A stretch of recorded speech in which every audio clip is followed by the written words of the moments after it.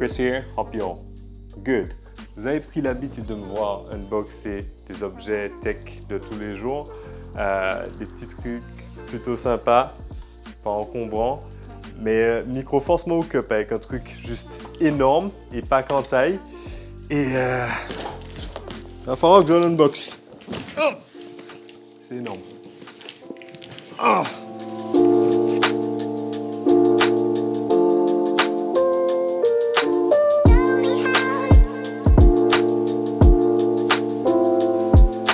Ma machine principale, c'est le MacBook Pro 13 pouces que vous pouvez voir derrière.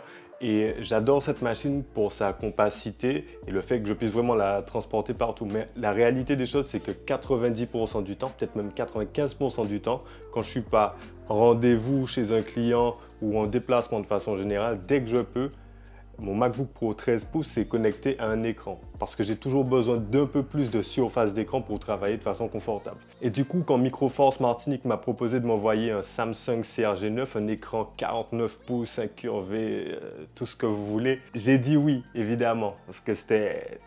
Et c'est vrai que quand j'ai récupéré cet écran et que je l'ai monté, je me suis vraiment posé la question de ce que j'aurais à dire vraiment d'intéressant sur un écran. Du coup, j'ai installé l'écran à la maison et je l'ai utilisé tous ces derniers temps. Et honnêtement, ça a été un pur game changer pour moi. Et j'ai aucune envie de renvoyer cet écran à Microforce. Mais aucune. Mais je vais le faire quand même, parce que j'ai pas le choix. Mais aucune. En passant, c'est pas une vidéo sponsorisée. Microforce Martinique m'a juste mis à disposition cet énorme écran et je les en remercie d'ailleurs. D'ailleurs, si vous êtes en Martinique, en Guadeloupe ou en Guyane, n'hésitez pas à jeter un coup d'œil à leur site internet. Je vous mets des liens de toute façon en description vers leur boutique en ligne. N'hésitez pas à aller dessus, à checker tout ce que vous voulez. Et puis si vous êtes sur place, passez leur rendre une petite visite. Vous verrez, ils sont super sympas de toute façon. Voilà. Bref, pour revenir au CRG9, le sujet de cette vidéo, j'ai beaucoup de choses à vous dire sur cet écran, mais mes vidéos sont beaucoup trop longues, donc restez bien concentrés. Je vous explique tout ça en 4 minutes. Chrono. Chronomètre. C'est parti. Le Samsung CRG9 a un écran 49 pouces incurvé de la série Odyssey, donc une série qui est plutôt dédiée aux gamers de chez Samsung. C'est un écran Dual Quad HD, donc c'est comme s'il y avait deux écrans Quad HD, l'un à côté de l'autre. En réalité, sa taille, 49 pouces, donc c'est l'équivalent environ de 123 cm, si je ne dis pas de conneries. C'est un petit peu comme si vous aviez deux écrans 27 pouces en 16 neuvième, juste l'un à côté de l'autre. Voilà un petit peu, pour vous faire une image. C'est assez big, énorme. C'est un écran gamer, comme je vous le disais, il a un petit peu tout ce que vous pourriez espérer d'un écran gamer. 120 Hz de taux de rafraîchissement, HDR 1000, etc., etc., etc. Bref, on n'est pas à pouvoir citer des specs. Si vous voulez les specs, c'est en description. On n'a pas le temps. D'ailleurs, likez la vidéo et abonnez-vous maintenant parce que vous n'aurez pas le temps. De toute façon, vous n'aurez pas le temps. Faites-le maintenant. Merci. L'écran arrive dans un immense carton. L'immense carton que vous avez vu dans l'introduction de la vidéo, il est plutôt facile à monter en réalité, même super facile à monter. Et une fois monté et installé sur le bureau, la première chose qui choque vraiment, c'est la taille. Il est vraiment énorme. Il prend littéralement toute la place sur mon bureau que vous voyez derrière. C'est vrai que mon bureau n'est pas énorme, mais même quelqu'un avec un setup un peu plus large va vite se retrouver overwhelmed avec un écran comme celui-ci. La courbe de l'écran d'ailleurs n'est pas aussi extrême que sur un écran comme le G9, son grand frère dans la série Odyssey, mais elle est suffisamment prononcée quand même pour que qui m'appelle. La courbe d'ailleurs n'est pas aussi extrême que sur d'autres displays comme le G9, son grand frère dans la série Odyssey, mais elle est quand même suffisamment importante pour qu'une distance idéale de travail sur cet écran soit d'environ 1 mètre. Bon, disons entre 80 cm et 1 mètre, 1 mètre 20. Là, on voit vraiment bien. Je suis pas un gamer et du coup, c'est pas vraiment le côté immersif que je recherchais sur un écran incurvé, mais c'est vrai que la courbe de cet écran rend la consultation de texte ou d'images, de médias, de tout ce que vous voulez, d'un bout à l'autre de l'écran, super confortable et on se retrouve à ne pas avoir à vraiment pencher sa tête, mais plutôt simplement l'incliner de droite à gauche sans avoir à faire trop d'efforts. Et c'est vraiment appréciable sur le long terme. Les couleurs sont superbes d'origine à la sortie de la boîte. J'ai utilisé l'outil de calibration d'Apple pour arriver à des couleurs plus proches de ce que je voulais, en tout cas plus proches de ce que je retrouve sur l'écran intégré, l'écran Retina de mon MacBook Pro 13 pouces et c'est vrai que je suis arrivé relativement proche et c'est tout ce qui m'importe en réalité. Moi, je cherche pas nécessairement à avoir l'écran le plus color accurate du monde. Tout ce que je veux, c'est d'avoir un écran qui soit consistent, qui soit cohérent avec ce que j'ai sur mon écran intégré. Parce que de toute façon, si je commence à travailler sur cet écran et que je poursuis le travail ensuite sur mon écran intégré, c'est un peu dommage d'avoir des couleurs qui sont totalement différentes.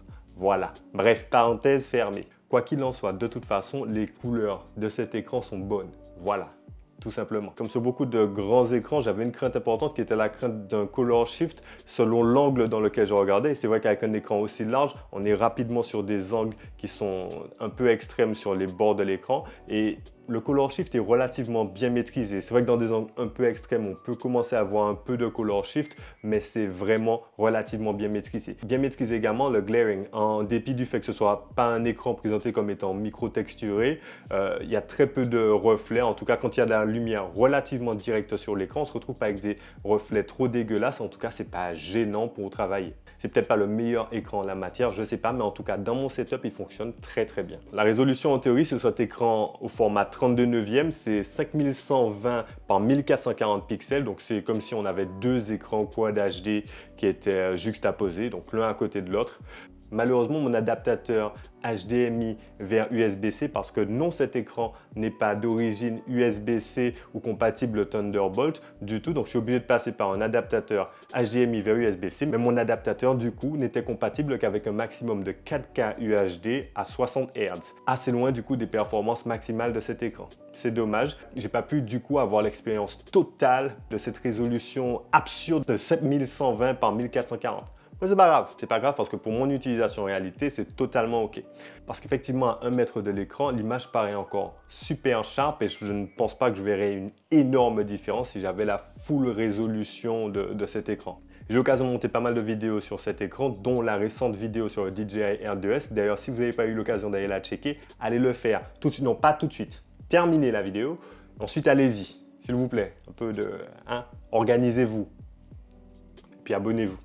Côté connectique, et mis à part l'absence d'USB-C et de Thunderbolt, comme je vous en parlais un peu plus tôt, c'est du grand standard. Il y a un port HDMI, 2 DisplayPort 1.4, 4 ports USB type A, dont 2 ports USB 3.0, 2 ports USB 2.0. Il y a d'ailleurs même un port USB type B 3.0, parce qu'il y a certainement des gens sur Terre qui utilisent ça quelque part. Puis des entrées, sorties, micro, line-in, je ne sais même plus exactement ce que c'est, mais c'est du jack 3.5. Bref, regardez la spec sheet. Il n'y a pas de gros bloc d'alimentation disgracieux pour cet écran. L'alimentation est intégrée à l'écran. On a juste du coup un câble secteur à brancher à une prise électrique. Câble secteur d'ailleurs que j'ai trouvé plutôt court pour un écran aussi grand. D'ailleurs, il me semble qu'il est plus petit que l'écran en lui-même. C'est un petit peu dommage et il risque de vous contraindre à utiliser une rallonge, ce qui va rendre votre setup un petit peu moins neat. Mais bon. Au niveau des réglages sur l'écran même, il y a une petite interface relativement bien pensée et simple d'usage que vous pourrez parcourir du coup en utilisant le petit joystick qui sert aussi de bouton on-off pour cet écran. Relativement simple. Vous trouverez également 3 boutons de rappel de presets qui vous permettent d'avoir des réglages particuliers pour un jeu ou un autre, une configuration ou une autre. Voilà, c'est assez utile pour certaines personnes. Pas du tout pour moi, j'y ai absolument pas touché. Les points négatifs de cet écran, le premier, le plus important, qui est un petit peu la conséquence de son plus gros avantage, c'est sa taille, c'est l'encombrement réellement de cet écran. Il est énorme. Sur mon bureau, comme vous le voyez, il prend absolument toute la place. Le pied en lui-même, pour pouvoir soutenir un écran qui est aussi large et aussi lourd, il prend énormément de place. Il y a vraiment un encombrement important. Il faut vraiment prévoir cette place sur votre setup, c'est clair. Votre précédent display va avoir l'air totalement microscopique à côté. J'ai également noté un quirk un petit peu chelou avec cet écran, c'est que quand je le connecte à l'ordinateur avant de l'avoir démarré ou avant de l'avoir sorti de veille prolongée, l'écran ne va pas nécessairement être reconnu. Il faut du coup que j'allume l'ordinateur en premier lieu et ensuite que je branche le display afin qu'il soit reconnu. C'est pas toujours le cas et j'ai pas vraiment identifié ce qui causait ce petit quirk, mais en tout cas il est existant, voilà, c'est bon de le savoir. Est-ce un problème lié au MacBook Pro 13 pouces Intel ou à mon adaptateur? Aucune idée, vraiment aucune idée. J'ai pas eu l'occasion de le tester avec autre chose pour pouvoir vous le dire. En somme, c'est vraiment un superbe display, vraiment utile quand il s'agit de multitasker. Je l'ai beaucoup utilisé avec des feuilles de calcul d'un côté, mes mails de l'autre, ou toute autre combinaison d'applications qu'on pourrait vouloir des deux côtés. Un autre truc qui a été super intéressant pour moi, c'est vraiment pour faire des transferts de fichiers d'un dossier à un autre. C'est quand même super bien de tout avoir sur l'écran comme ça. Également, dans mon utilisation de Premiere Pro pour les montages, je crois que je n'ai jamais été aussi confortable de ma vie. Voilà. Je ne suis pas un gamer du tout et je vous parle d'un display gaming, donc c'est vrai qu'il y a un certain nombre de choses auxquelles je suis beaucoup moins sensible que d'autres, comme par exemple l'absence de 240 Hz, cet écran a un maximum de 120 Hz, ce qui est déjà pas mal, ou la non-implémentation d'un temps de lag court à 1 milliseconde comme sur le G9, même si apparemment le temps de lag est extrêmement court sur cet écran. Voilà, j'ai pas vu la différence, on sait rien. Les gamers regretteront aussi peut-être la backlight LED bleu derrière, vraiment hyper faiblarde. C'est une honte sur un display gaming. D'ailleurs, c'est off d'origine. Il faut aller dans les menus pour l'allumer et c'est nul. C'est faible, c'est pas déconner. C'est pas sérieux, messieurs, Samsung. Je dis ça, je sais pas si c'est important pour vous, moi je m'en fous totalement, en vrai. Anyways, merci encore à Microforce Martinique de m'avoir mis cet écran à disposition, c'était vraiment top. Je vous le remets vraiment à contre-cœur. C'est un superbe écran. Si vous êtes intéressé d'ailleurs, vous êtes en Martinique, en Guadeloupe ou en Guyane, comme je vous le disais, n'hésitez pas à aller checker cet écran sur le site de Microforce. Je vous mets les liens en description. Je vous mets les liens d'ailleurs vers cet écran sur le site de Microforce en description. Allez le voir. Si vous n'êtes pas en Martinique, en Guadeloupe ou en Guyane, je vous mettrai également des liens un petit peu plus loin. Si vous avez des questions à propos de ce display ou quoi que ce soit d'autre, n'hésitez pas à me les mettre en commentaire. Je vous répondrai avec plaisir. N'hésitez pas à liker cette vidéo, à vous abonner, à la partager autour de vous. Voilà, c'est tout pour moi. Je suis à peu près sûr que j'ai dépassé les 4 minutes, mais bon, j'ai essayé. Anyways, I'm just rambling at this point and getting bitten by mosquitoes. But anyways, my name is Chris, and I'm out of here.